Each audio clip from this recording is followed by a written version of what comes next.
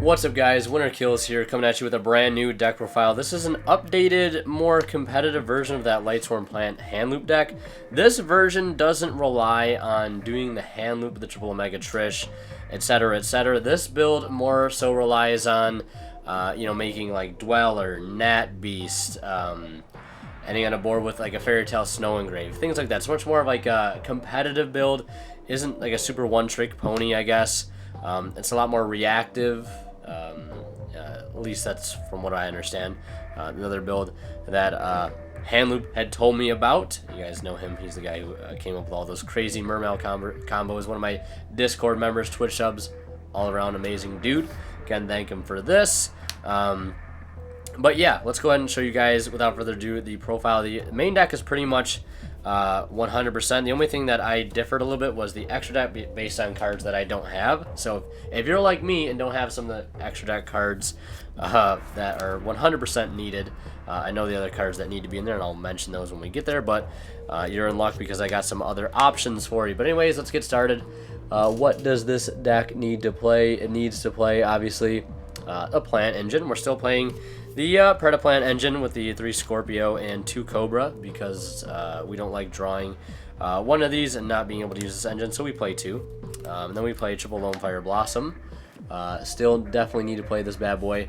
Allows you to pop off super hard, and 1 glow up bulb. And that's it for the plants. You see there's a much smaller plant engine. And by much smaller, I mean not playing Spore, and I think that's really about it. Then we'll move into the Lightsworns, which is condensed a little bit more. We still play the Triple Wolf because getting a free special summon is always cool. 1 Raiden, 1 Lila, or 1 Felis, and then 1 Lumina to wrap up the Lightsworns. These are probably some of the best ones that you want to even try to, mill or summon. Lumina sets up rank 7 or level 7 Synchro plays, aka Black Rose, and obviously all their milling effects, etc., etc. Milling Wolves or Feliz, obviously going to be the best cards to mill. And then one of the big differences about this build is before we were playing just 1 Fairy Tale Snow, now we are playing 3. Yes, they have multiplied. You want to see this card as soon as possible. It's so good. Opening this card, it's a good out to a lot of things. So like having this card is crucial. So we up the number a little bit to 3. And then we're still playing the Perform Mage engine, 1 Damage Juggler, 1 Trick Clown, 1 Hat Tricker. So you just got to be a little more careful now, but when you send your Damage Juggler, make sure you always want to search for the Hat Tricker, so you have that target. In worst case scenario, you can always search for the damage or the Trick Clown off Damage Juggler. That doesn't really matter. And then I guess this is part of the Brilliant Engine, these two, so I'll just show these guys next. We're still playing Garnet and Lazuli because we don't want to just open the Garnet and not be able to use our engine, so we still play 2 Garnets, if you will. And then we have 1000 Blades because if you take damage, you can just summon them. Works very well with the same combo that still persists. Just opening up either a Predaplant monster, the Scorpion, or opening up Lone Fire. Sending, making Invoker, summoning this out for Mrs. Radiant, and then Brilliant Fusioning, sending 1000 or Trick Clown to summon this back out. We're still playing the same 2 warrior targets, Goblin Burge, and the 1000 Blades. You just play this guy because he is something you can summon off of Invoker, but he does get your play started sometimes if you do happen to open him. You can just turn in defense, summon a level 4 from your hand, make a rank 4 to get at least something going. So he's definitely helpful. And then we have the rest of the monsters. 1 Giant Rex, who could forget him, and then 3 copies of Droll and Lockbird, because having hand traps with a Field of Dweller, Nat Beast, Kyrios, and Droll and Lockbird in hand makes it just so much better. So now we'll go into the spells. That's it for the monsters. I believe this is a 43 card build, so the rest are all going to be spells, starting with Triple Brilliant Fusion. Gotta play Triple Brilliant Fusion, Heart and Soul, sort of. Then we have Triple Charge of the Light Brigade. One of the best cards in your deck, without a doubt. Mill 3, search a card. So yeah, and then we have Triple Called by the Grave, still playing the 3 Called by. In a combo heavy deck such as this, you really can't afford to have hand traps hinder you that much, so Called by the Grave is still 100% viable in the deck, still got to play it. And then we have 2 Solar Recharge, since we've cut down a little bit on the Lightsworns.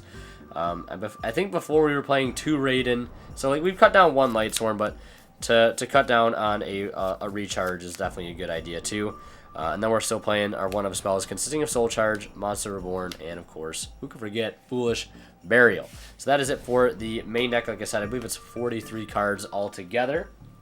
I'm going to the extra deck here, starting with the Link Monsters. So the build should be playing 2 Saryuja and a Topologic Trisbania. Trisbana. Definitely should be playing that, but my build right now, I'm playing 1 Saryuja, 1 Borreload, and 1 Zephyr Metaltron.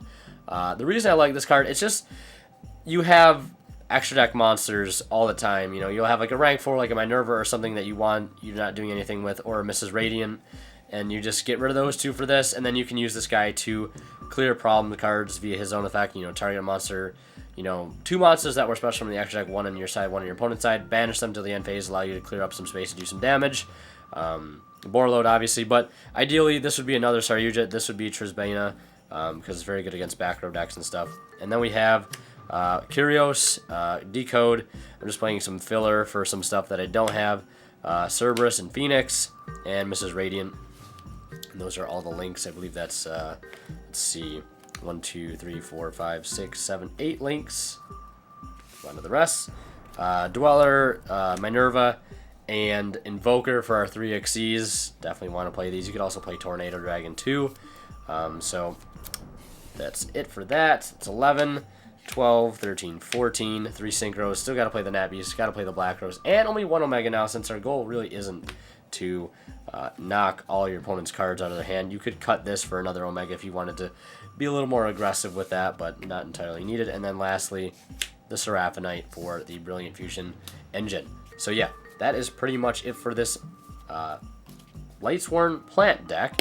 Not so much a hand loop variant anymore, much more of a competitive version that can grind a little bit more. Unfortunately, I won't have any duel videos of this deck, this specific deck, until I get back from vacation, because I'm at a crunch for time. But hopefully you guys enjoy this deck profile. Build it on YGO Pro Dueling Book. Mess with it. See what you like about it. Let me know what you think down in the comment section below. And those guys, Winter Kill signing out. We'll see you guys in the next one.